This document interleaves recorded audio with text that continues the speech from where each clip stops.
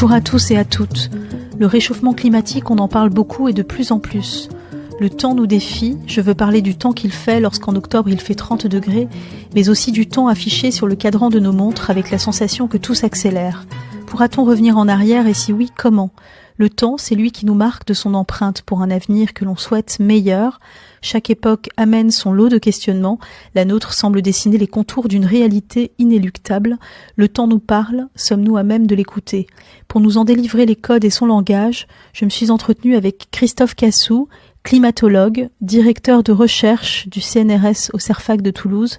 Il est spécialisé notamment sur les questions de fluctuations climatiques et a participé à l'écriture du 6e rapport d'évaluation du GIEC, le groupe intergouvernemental d'experts sur l'évolution du climat. Monsieur Christophe Cassou, bonjour. Bonjour.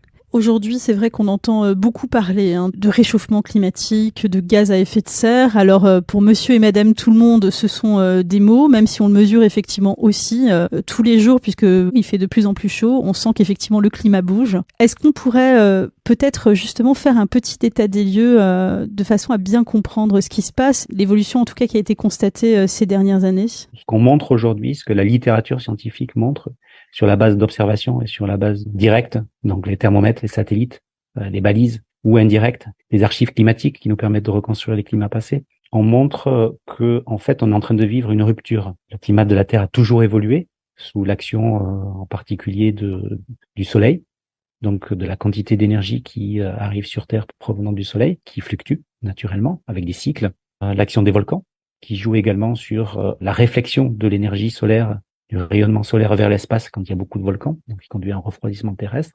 Donc le climat a toujours changé. Mais aujourd'hui, ce qu'on voit, c'est que quand on regarde cette variabilité climatique passée, on est dans une rupture où nous disons que l'on rentre dans l'inédit pour l'espèce humaine.